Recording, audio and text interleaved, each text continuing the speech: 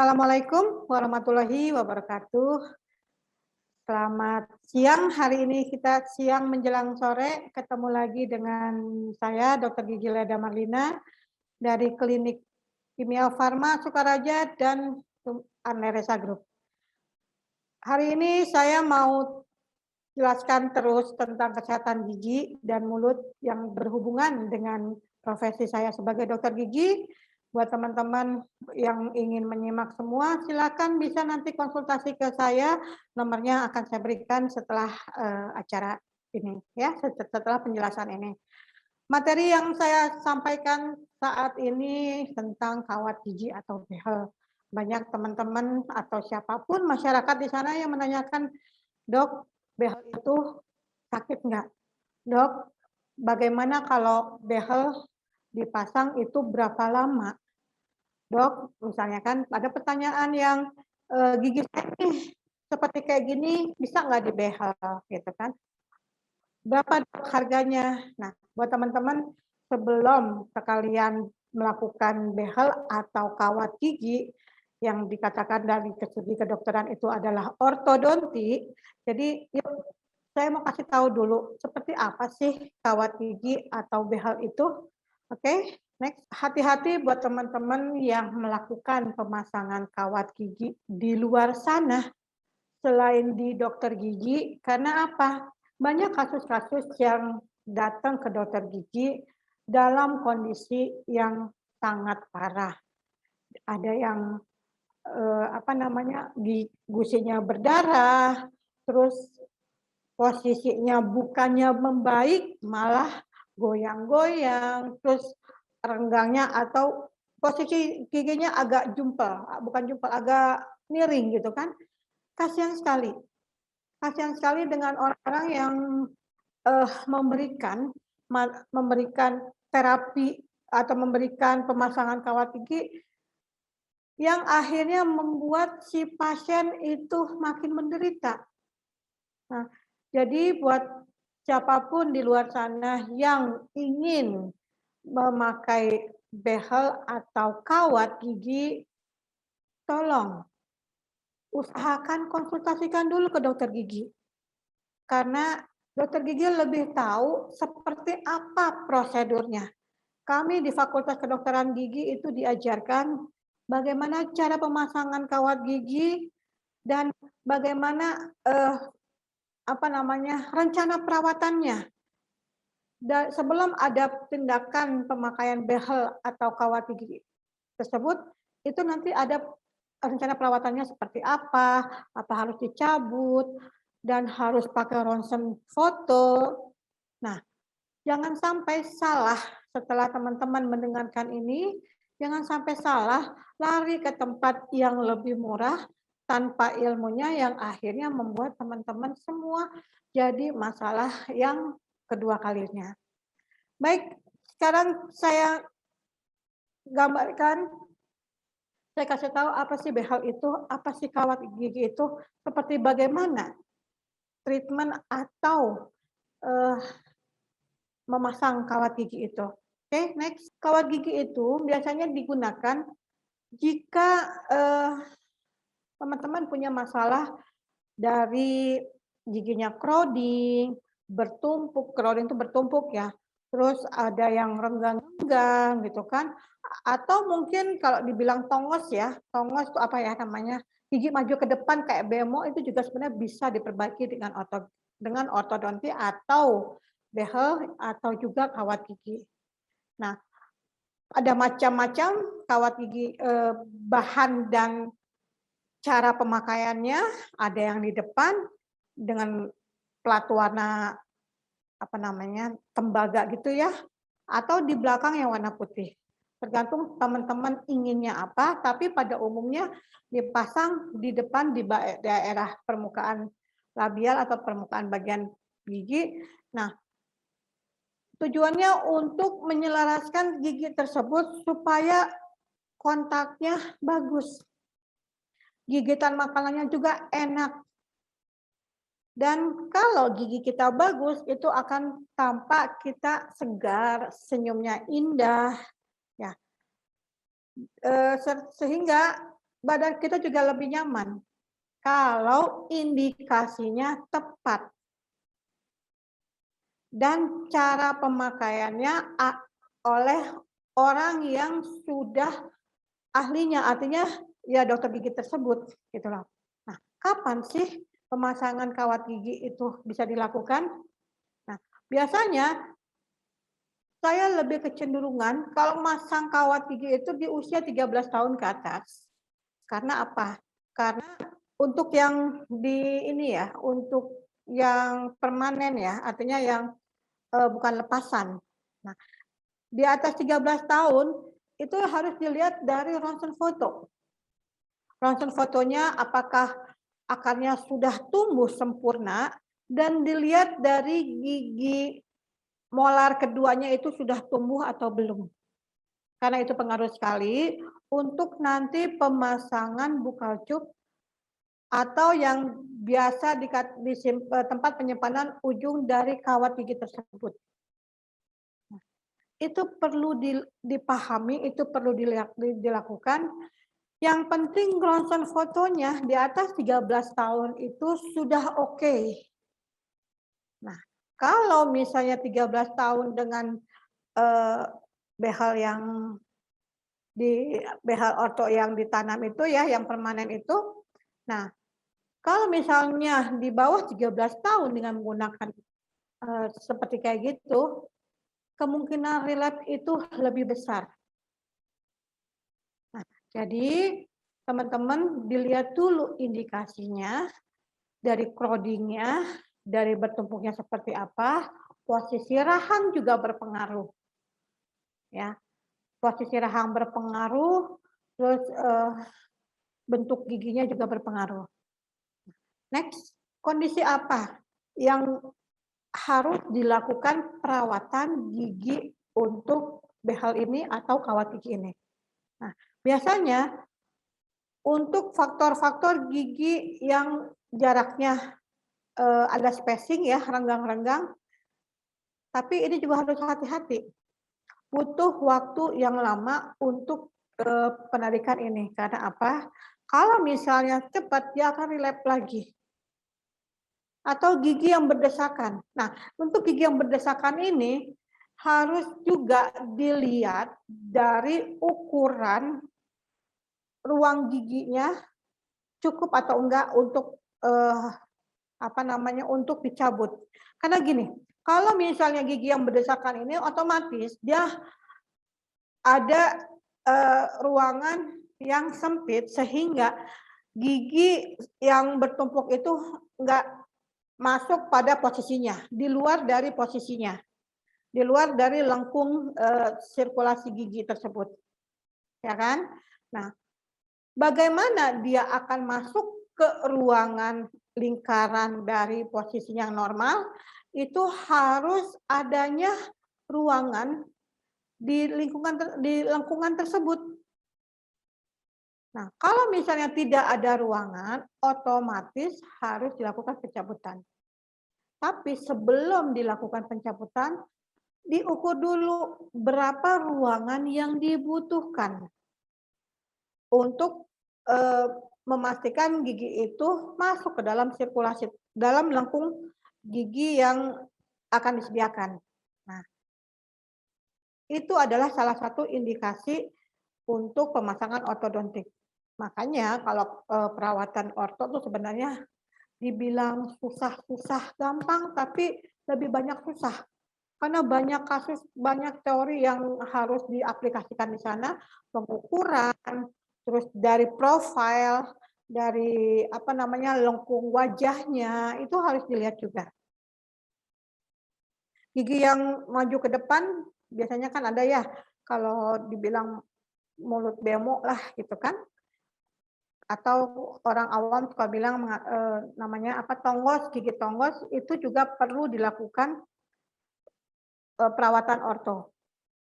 Hanya dilihat lagi berapa ruangan yang ada yang cukup untuk menarik gigi yang tonggos tersebut yang maju ke depan itu dimasukin ke dalam. Berapa yang dibutuhkan? Jadi harus ada gigi yang harus dicabut. Atau misalnya posisi rahang yang kurang tepat, terus bisa orang yang kalau dia nggak bisa gigit ya, nggak bisa makan kuaci di depan lah contohnya. Atau gigit ya makan kuaci atau ada beberapa orang yang punya kasus yang nggak bisa makan kuaci di gigi depan atau nggak bisa buka plastik pakai gigi itu kan. Itu juga kasus-kasus di mana harus dilakukan perawatan ortodonti atau behal ini. Oke, next. Apakah orang dewasa juga bisa pakai behel? Bisa. Usia 40 tahun ke bawah masih bisa, 50 tahun mungkin antara bisa dan enggak. Cuma permasalahannya waktu yang dibutuhkan untuk memperbaiki struktur giginya tersebut itu memerlukan waktu yang lama sekali, bisa 2 tahun lebih. Dan harus ada pencabutan, dan harus perbaiki juga profil mukanya. Bisa dilakukan, hanya sekali lagi waktunya lama. Karena apa? Tulang-tulangnya sudah kompak, pergeseran giginya akan lama. Nah, kalau anak-anak dia masih belum terlalu kompak, belum terlalu padat tulangnya, cuma relapse-nya juga lebih cepat. Jadi tetap setelah pemakaian kawat gigi harus dilakukan retainer, maintain-nya. Karena itu akan relapse lagi sehingga kalau misalnya ada tindakan pencabutan ketika orto, sebelum orto ada tindakan pencabutan, itu akan terjadi renggang. Nah, ini perlu dipikirkan, terutama untuk orang dewasa. Di atas 40 tahun, khususnya 35 tahun ke atas itu perlu dipertimbangkan. Oke, next. Manfaatnya apa sih pasang behel? Nah, meningkatkan kesehatan pasti. Karena dari fungsi kunyahnya itu akan diperbaiki, terus plak-plak juga harus diperbaiki juga, dihilangkan, terus gigi-gigi yang numpuk itu kan juga harus dirapatkan, harus lebih rapi. Kalau misalnya giginya tersebut rapi, itu juga kontak oklusnya juga bagus. Ya. Next, apalagi sih manfaat untuk pasang behel itu? Yang kedua adalah melindungi gigi sehingga kontak ya dalam pola gigi tersebut nyaman. Ya, artinya tidak ada yang misalnya ada yang jomplang ya, artinya sebelah kiri itu gigitannya lebih dulu daripada sebelah kanan sehingga itu akan terjadi gomplang. Nah, itu berbahaya juga untuk gigi yang ada di dalam mulut. Ya, ini perlu dilakukan perawatan behel atau kawat tersebut. Oke, next. Menyelesaikan masalah makanan pasti, karena bayangkan makanan kalau kita makan gigi yang atas seperti gambar di layar itu numpuk ya. Nah, di situ juga makanan akan terselip dibandingkan gigi yang bawah itu lebih rapi. Dan ketika oklusi, penyebaran makanan lebih merata. Ya, next. Senyum yang indah sudah pasti kalau kita sudah giginya rapi, sehat iya, terus kita juga ngelihatnya enak untuk orang-orang yang melihat gigi yang rapi itu ke kitanya juga seger. Manfaatnya behel seperti kayak gitu. Ya. Dan pipinya, bibirnya juga akan nampak sesuai dengan konturnya. Ya, next. Hal yang penting, nah biasanya pasien juga nanya, dok kalau misalnya pasang behel itu gimana sih? Lama enggak? Iya, pasang behel itu apalagi usia dewasa 40 tahun ke atas, 30, jangankan 40 tahun lah, dari usia 35 atau 30 tahun ke atas itu sebenarnya sudah eh, sangat bermasalah dalam kenyamanan, ya. Itu untuk pemasangannya biasanya harus memerlukan waktu yang lama sekali, minimal 2 tahun. Nah, udah gitu ada rasa sakit, terus ada rasa nggak nyaman, ada rasa yang eh, nggak enak lah. Nah, kalau pemasangan kawat gigi, usahakan tidak perlu ganti-ganti dokter gigi. Karena apa? Dalam proses mempelajari kontur rahang atau posisi giginya itu kan memerlukan perencanaan. Nah, kalau misalnya ganti pindah-pindah dokter misalnya kan, rencananya pasti akan berubah, akan beda.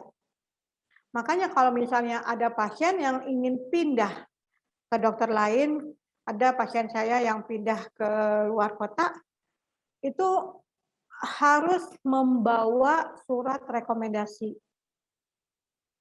Surat rekomendasi bahwa sudah melakukan ini tindakannya, bukan rekomendasi ya, rekam medis, maaf, bahwa rekam medis sudah melakukan tindakan ini, model giginya kan kalau misalnya sebelum dilakukan perawatan gigi itu kan harus dicetak dulu dan harus lihat lengkung giginya seperti apa, itu untuk rencana perawatan dalam merawat gigi pasien. Nah, itu harus dibawa. Ya, kalau misalkan pindah, makanya usahakan kalau kita melakukan perawatan gigi dengan bracket dengan behel itu usahakan satu dokter gigi. Karena nanti rencananya akan berubah-berubah, pasien juga kasihan. Ya, akhirnya yang tadinya udah 1,5 tahun, terus pindah ini, pindah itu, apalagi punten yang pemasangannya di luar dokter gigi, itu kami sebagai dokter gigi kadang-kadang tidak menerima pindahan ya, karena rencananya beda dengan kami para dokter gigi. Jadi buat teman-teman kalau misalnya ingin pemasangan behel itu harus diperhatikan, harus dipertimbangkan seperti apa, hasilnya pengen seperti apa, prosesnya nanti harus pahami, harus bisa diterima. Kalau enggak, nanti hasilnya enggak sesuai dengan harapan. Oke, next. Ini saya sudah sampaikan bahwa ketika pasang behel itu pasti sakit, pasti enggak nyaman. Apalagi kalau pemasangan behelnya anak-anak ya, biasanya mereka lebih repot dengan rasa sakitnya. Terus si bracketnya itu kadang-kadang suka lepas. Karena apa? Anak-anak makannya juga nggak tertib. Segala makan yang dia suka, pedas, terus saus-saus, terus makanan asam-asam pasti bablas juga gitu kan. Nah, ini harus di-stop. Makanan-makanan juga harus dijaga. Nah, sakit pasti ada. Jadi pertimbangkan kalau memang bukan indikasi untuk orto, untuk behel, lebih baik tidak dilakukan. Karena kalau misalnya ada hanya untuk gaya-gaya, untuk apa? Jadi kalau ada indikasi lebih bagus, tapi kalau untuk hanya kasusnya ringan banget, lebih baik pending aja atau tidak dilakukan sama sekali. Nah, karena resikonya pasti sakit, makan juga nggak nyaman, terus makan harus dibatasi, seperti kayak gitu. Next, gimana sih caranya kalau pasang behel itu mengurangi rasa sakitnya? Itu banyak kumur-kumur, kumur air garam, kompres hangat, minum obat pereda gitu kan, dan sabar, kurangi makan. Kurangi makan dalam arti kata kurangi makan yang aneh-aneh lah, makan asam, makan keras itu kurangi. Ya. Untuk apa?